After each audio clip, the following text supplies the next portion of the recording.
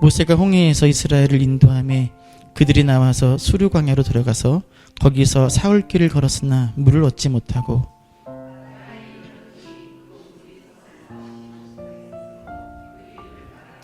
백성이 모세에게 원망하여 이르되 우리가 무엇을 마실까 하매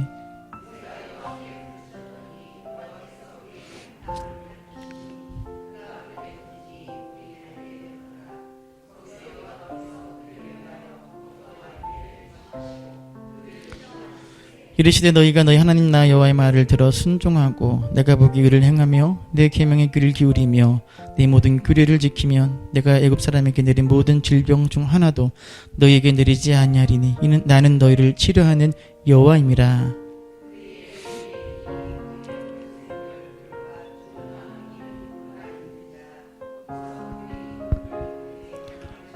이스라엘 자손의 온 회중이 엘림에서 떠나 엘림과 시내산 사이에 있는 신광야에 이르니 애굽에서 나온 후 둘째 달 15일이라. 같이 읽습니다. 이스라엘 자손이 그들에게 이르되 우리가 애굽 땅에서 고기 가마 곁에 앉아있던 때와 떡을 배불리 먹던 때에 여호와의 손에 죽었더라면 좋았을 것을 너희가 이 광야로 우리를 인도해내어 이 온 회중이 주려 죽게 하는도다. 아멘. 할렐루야. 지난 입당 예배 때 오셔서 귀한 말씀을 전해주신 한윤교 목사님, 몇 년 전에 온누리교회에 있을 때 설교 중에 말씀드렸던 바로 그분이십니다. 어떤 분이시냐? 이 목사님이 총신대학교와 신학대학원을 저랑 함께 다녔던 목사님이신데 총신대학교 97학번인데 저보다 나이가 8살 정도 더 많으십니다. 형님이시죠. 동기지만 이제 형님이십니다.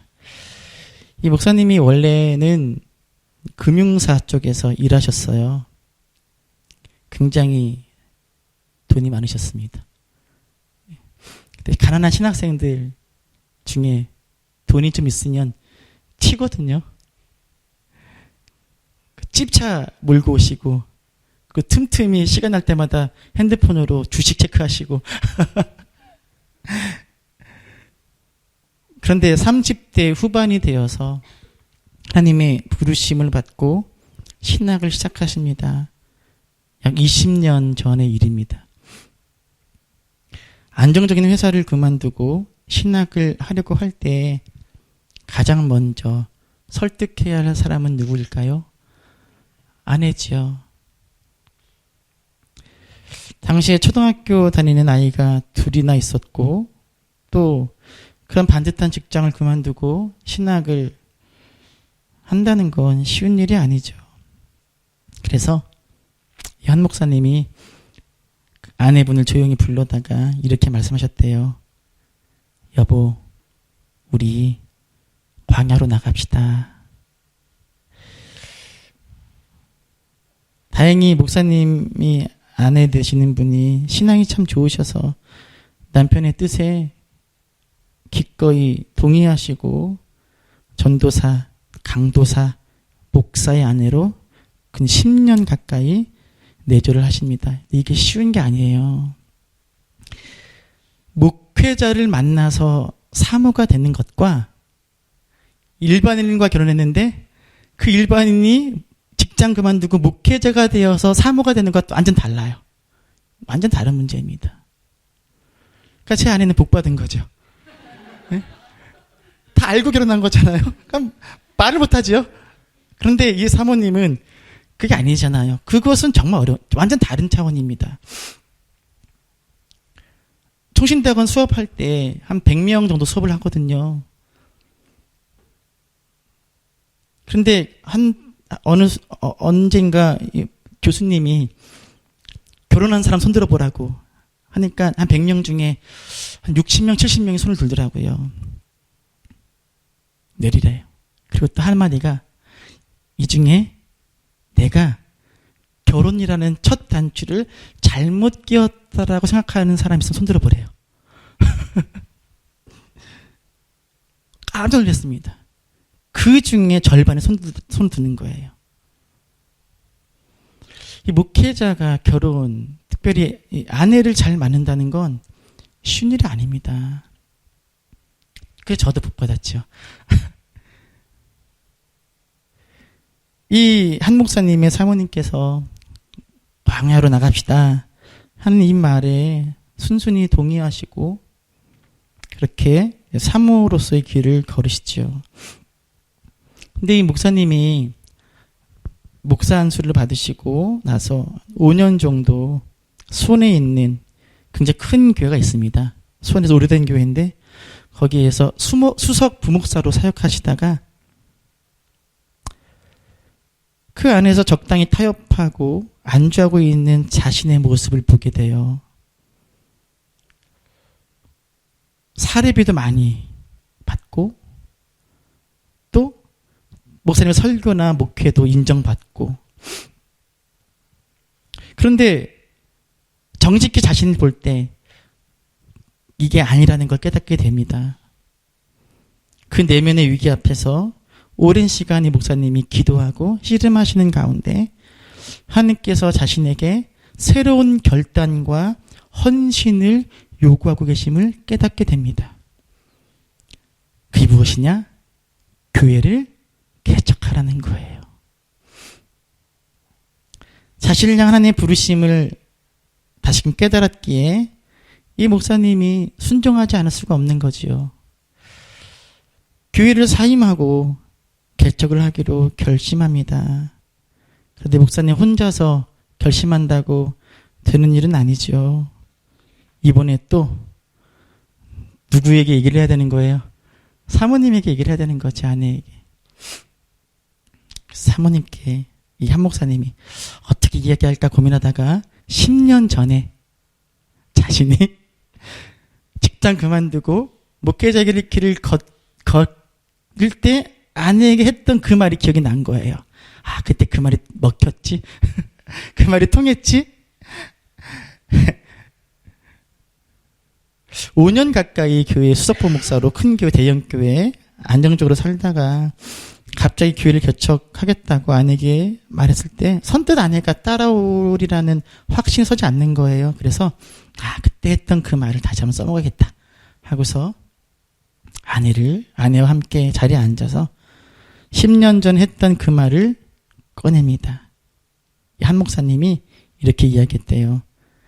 여보, 우리 다시 광야로 나갑시다. 여보, 우리 이제 다시 광야로 나갑시다. 이렇게 말을 하고는 조심스럽게 아내의 답을 기다리는데 사모님이 이렇게 대답하시더라는 거예요.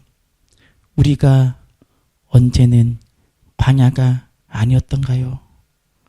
이렇게 얘기하시더라는 거예요. 이 사모님의 말에, 아내의 말에 한 목사님이 너무 당황하고 놀라셨습니다.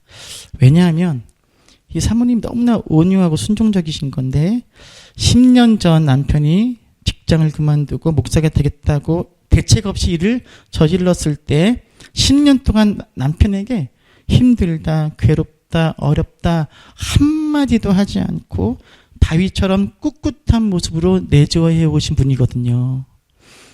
그래서 이 한 목사님은 자신의 아내가 하나님이 주신 최고의 선물이라고 여기고 그 아내의 흔들리지 않는 견고함을 의지해서 10년 동안 열심히 달려온 건데, 그런데 이 목사님의 다시 광야로 나가자라는 말에 아내 입에서 나온 말, 우리가 언제는 광야가 아니었습니까? 라는 그 말에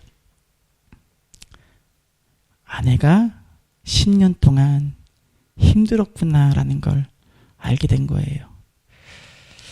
이 목사님의 사모님은 겉으로 드러내지는 않으셨지만 남편분이 목회자의 길을 걷기 시작한 10년 동안 어디 있으셨던 거예요? 광야에 계셨던 거예요. 힘들지 않은 모습, 괴롭지 않은 모습, 슬프지 않은 모습으로 지내오셨지만 사실 이 사모님에게 그 10년의 세월은 메마르고 척박하고 숨막히는 광야였던 것입니다.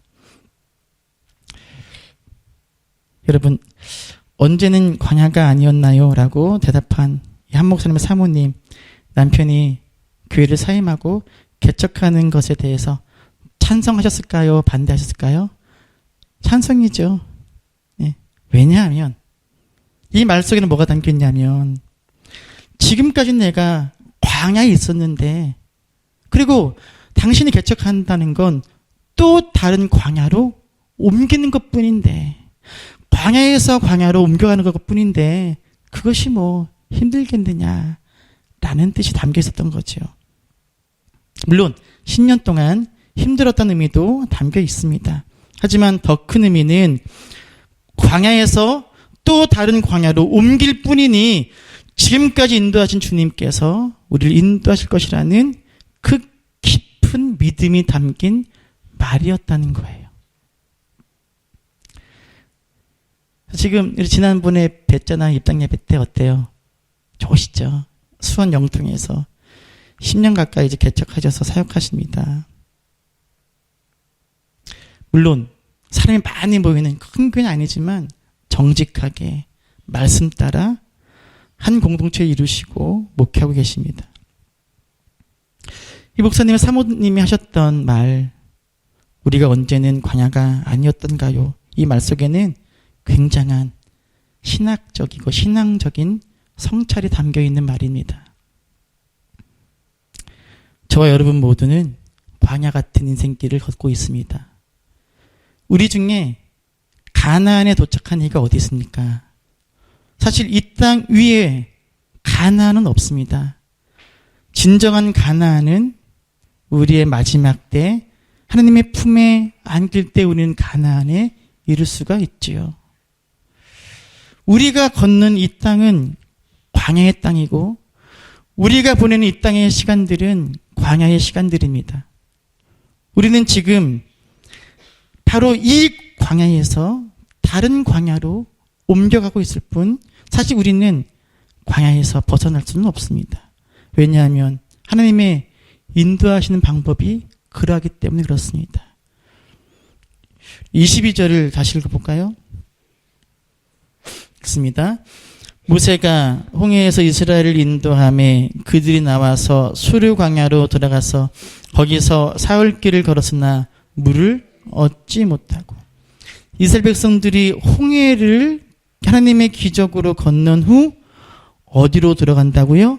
수르 광야로 들어가요. 그런데 거기에는 무엇이 없어요? 불이 없어요. 하나님이 어디로 인도하신 거예요?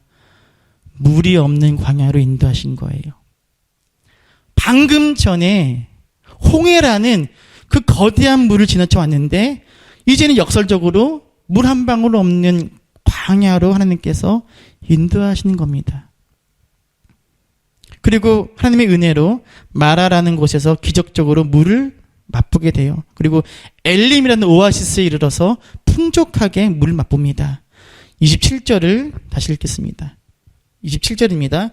그들이 엘림에 이르니 거기에 물샘 12과 종려나무 70그루가 있는지라 거기서 그들이 그 물 곁에 장막을, 오아시스입니다. 물샘이 몇 개가 있어요? 12개. 몸을 그늘에 가릴 수 있는 종려나무가 몇 그루가 있어요?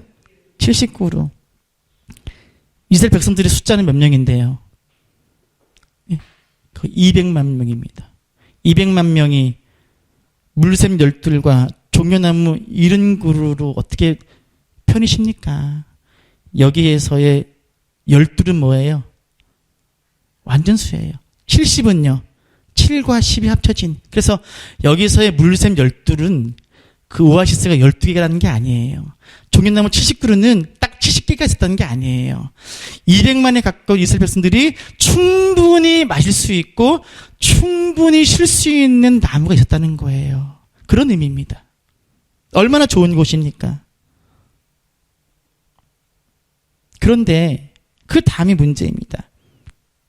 신광야에서 물이 없어 그토록 고생했던 백성들, 이제 좀 풍족한 물 가운데에서 그늘 아래서 쉬고 있는데 하나님께서 이들을 어디로 인도하십니까? 16장 1절 읽겠습니다. 이스라엘 자손의 온 회중이 엘림에서 떠나 엘림과 시내산 사이에 있는 신광야에 이르니 애굽에서 나온 후 둘째 달 15일이라. 자, 어디로 다시 또 인도하세요? 신광야예요. 또다시 광야로 인도하십니다. 여기에 굉장한 영적인 의미가 있습니다. 하나님의 인도하심이 우리를 항상 오아시스로 직접 나아가게 하는 건 아니시라는 거예요. 하나님께서는 우리가 광야에서 한 번 순종 잘했다고 해서 더 이상 순종할 필요가 없는 곳으로 우리를 이끄시지 않으십니다. 오히려 또 다른 순종을 필요로 하는, 아니 오히려 더 크고 힘든 순종을 필요로 하는 더 메마른 광야로 우리를 인도하실 때가 있습니다. 하나님이 인도하신 방법이 이러합니다. 여러분, 한번 따라합시다. 우리가 언제는 광야가 아니었습니까? 이거 하나님께 반항하듯 얘기하지 마시고. 자, 다시 한번. 우리가 언제는 광야가 아니었습니까? 지금 주일을 맞아 하나님께 예배하며 이 자리에 앉아있는 교들 중에는 지독하게 황량하고 메마르고 척박한 광야를 살다가 오신 분이 계실 거예요. 이 서문학교에는 일종의 뭐와 같은 거죠? 오아시스입니다. 여기서 쉼을 얻고 힘을 얻어요. 그렇게 간절히 예배하고 간절히 기도하고 영육의 꼴을 얻고 그렇게 쉼과 힘을 얻고 저 문을 열고 내 삶의 자리로 돌아갔을 때 내 그 삶의 광야가 오아시스로 바뀌었으면 좋을 텐데, 여러분 집으로 돌아가면 여전히 거긴 어디예요? 여전히 광야예요. 경제적인 물질의 어려움이라는 광야를 걷고 있는 분도 계시고 육신의 질병이라는 광야 가운데 있는 분도 계십니다. 어떤 분들은 가족 안에서 남편이나 아내, 자녀와의 관계 속에서 힘든 광야를 오래 걷고 있는 분도 계십니다. 이 중에 광야를 걷고 계시지 않은 분은 없어요. 저마다 나름대로의 메마르고 척박한 광야를 걷고 계십니다. 그리고 그 광야에서 벗어나기를 간절히 원하시죠. 하지만 성도 여러분, 저와 여러분이 지금 걷고 있는 광야를 벗어나게 되면 우리는 또다시 또 다른 광야를 만나게 됩니다. 우리 열심히 반주하고 참 우리 교회 마스코트 같은 우리 세이자매가 시험 준비하잖아요. 지금 우리 중에서 가장 힘든 광야를 걷고 있을 거예요. 네? 그쵸? 자매에게 가나는 어디예요? 합격이에요? 자, 그럼 끝이에요? 끝일까요? 지금은 끝일 것처럼 보이죠. 아니에요. 아니에요. 아마 종훈이가 잘 알 거예요. 먼저 걸은 종훈이가. 거긴 또 다른 광야일 뿐입니다. 잠시 오아시스를 경험할 수 있습니다. 잠시 풍족하고 행복하고 기쁠 수 있죠. 하지만 우리는 또 다른 아픔과 눈물과 기도와 더 큰 순종과 더 큰 믿음을 필요로 하는 광야를 맞이하게 돼요. 이것이 우리의 인생이고 하나님의 인도하심입니다. 제가 드린 이 말씀이 우리가 광야에서 벗어날 수 없다고 해서 마치 불교에서 말하듯 인생은 고회라고 말씀드리는 것이 아닙니다.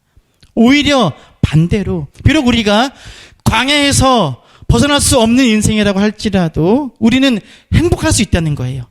기쁠 수 있다는 거예요. 감사할 수 있다는 거예요. 그래서 우리 앞에 놓여진 광야의 길을 행복하게 감사하며 기쁘게 걸을 수 있다는 거예요. 왜요? 그 이유는 무엇입니까? 우리가 걷는 그 광야길을 하나님께서 함께 걸으시기 때문입니다. 우리가 보내는 그 광야의 시간들을 하나님께서 함께하고 계시다는 거예요. 신명기 2장 7절 찾아볼까요? 구약 261쪽입니다. 신명기 2장 7절입니다.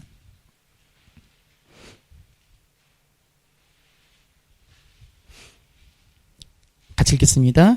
네, 하나님 여호와께서 내가 하는 모든 일에 내게 복을 주시고 내가 이 큰 광야에 두루 다님을 알고 내 하나님 여호와께서 이 40년 동안을 너와 함께 하셨으므로 내게 부족함이 없었느니라. 할렐루야. 무엇이 없었다고요? 부족함이 없었대요. 자, 여러분 한번 솔직히 말해봅시다. 광야에서 40년 동안 이스라엘 백성들이 정말 부족함이 없었을까요? 네? 옷은요? 먹는 거는요? 씻는 거는요? 아니에요. 아니에요. 여기서의 부족함은 우리가 생각하는 육신의 부족함 이야기하는 게 아니에요. 이들의 육신은요 부족했어요. 불편했어요. 먹고 싶은 건 먹지 못했어요. 쉬지 못했어요. 항상 움직여야 했어요. 항상 두려워하며 경계하며 살아야 했어요. 하지만 하나님께서 이들에게 너희가 부족함이 없었다고 말씀하시는 이유는 바로 내가 너희와 함께했다 라는 영적인 말씀인 거예요. 40년 광야의 길을 하나님이 함께 걸으셨고 40년 광야의 시간을 하나님이 함께 하셨기에 이들에게는 무엇이 없었다는 거예요? 부족함이 없었다는 거예요. 비록 광야의 길이고 광야의 삶이지만 하나님이 함께 하시기에 행복한 광야의 길일 수 있고 기쁜 걸음일 수 있고 감사의 걸음일 수 있는 것입니다. 반대로요. 하나님이 함께 하심을 깨닫지 못하거나 하나님이 함께 하심을 바라보지 못하거나 하나님이 함께 하심을 알지 못할 때 그는 가나안에 있다 할지라도 그는 광야에 있을 수밖에 없습니다. 그는 여전히 고통과 신음과 함께 절망의 광야를 걷는 사람일 수밖에 없습니다. 성도 여러분, 우리에게 주어진 메마른 광야를 풍족한 가나안으로 바꾸는 방법이 있습니다. 그것은 바로 저와 여러분과 함께 하시는 하나님을 주목하는 것입니다. 그 하나님과 함께하는 시간을 즐기는 것입니다. 주님께 내 손을 내어 맡기고 그 광야길을 주님과 함께 걸어가는 것입니다. 그러할 때 우리의 광야길은 즐거운 하나님과 동행길이 될 줄로 믿습니다. 비록 광야의 길로 인도하시지만 우리 홀로 그 길을 걷게 하시는 것이 아니라 우리와 함께 그 길을 걸으시고 함께 아파하시고 불구름과 구름기둥으로 인도하시고 지키시고 붙드시는 하나님을 바라볼 때 그곳은 광야가 아니라 바로 그 자리가 가나안이 될 줄로 믿습니다. 내게 없는 것들, 내게 부족한 것들, 내게 이루지 못한 것들, 나에게 광야로 여겨지게 하는 그것들을 바라보지 아니하고 주님 바라볼 때 내가 걷고 있는 이 길이, 이 시간이 젖과 꿀이 흐르는 가나안으로 바뀔 줄로 믿습니다. 하나님께서 이스라엘 백성들에게 젖과 꿀이 흐르는 가나안 땅을 약속하셨잖아요. 근데 사실은요, 가나안 땅은요, 사실은 그렇게 젖과 꿀이 흐르는 땅이 아니에요. 어디가 더 젖과 꿀이 흐르죠? 요단강 동편이에요. 거기가 더 젖과 꿀이 흘러요. 그래서 롯이 글로 가잖아요. 사실 가나안 땅은 젖과 꿀이 그렇게 많이 흐르는 땅이 아니에요. 그런데 왜 하나님은 그 땅을 젖과 꿀이 흐르는 복된 땅이라고 말씀하십니까? 하나님께서 그들과 함께 하시기에 젖과 꿀이 흐르는 땅인 거예요. 비록 지금 걷고 있는 이 길이 광야지만 하나님께서 함께 하시면 거기가 젖과 꿀이 흐르는 땅이 되는 거죠. 반대로 아무리 젖과 꿀이 흐르는 가나안에 살더라도 주님과 함께하지 못하는 삶을 산다면 그는 여전히 광야에 있는 거죠. 비록 여전히 광야를 걸어야 하지만 우리를 사랑하시고 우리와 함께하시며 우리를 인도하고 계시는 하나님을 바라볼 수 있도록 여러분의 영안이 열릴 수 있기를 시간 간절히 축원합니다. 나와 함께하신 하나님의 임재, 임마누엘의 기쁨을 감사와 기쁨으로 고백할 때 우리의 광야가 가나안으로 변할 줄 믿습니다. 따라합시다. 하나님을 바라보는 자에게는 광야가 가나안입니다. 하나님을 바라보지 못하는 자에게는 가나안도 광야입니다. 여러분 지금 어디 계십니까? 지금 어디를 걷고 계십니까? 어디에서 시간을 보내고 계십니까? 광야에서 만나는 그 어떤 위기도 나와 함께 하신 하나님을 통해 얻는 기쁨을 뺏을 수 없는 줄로 믿습니다. 광야에서 만나는 그 어떤 두려움도 나와 함께 하시는 주님에 대한 그 신뢰보다 더 클 수 없을 줄로 믿습니다. 사랑하는 성도 여러분, 이 예배를 마치고 저 문을 열고 다시 여러분의 삶의 자리로 돌아가면 거기는 여전히 광야입니다. 여러분 각자에게 주어진 그 메마르고 황량한 광야의 길을 이 예배가 끝나면 또 다시 걸으셔야 됩니다. 그 사모님의 고백처럼 우리가 언제는 광야가 아니었습니까? 하지만 기억하십시오. 내가 걸어야 하는 길이 비록 광야의 길이지만, 내가 살아내야 하는 삶이 비록 광야의 삶이지만 하나님께서 우리와 함께 하시기에, 우리와 함께 걸으시기에, 우리를 지키시고 우리를 이끄시기에 이 길이, 이 삶이 행복한 광야의 길이요, 행복한 광야의 삶이 될 줄로 믿습니다. 여러분의 삶이 복되고 행복한 삶이 되시기를 간절히 축원합니다.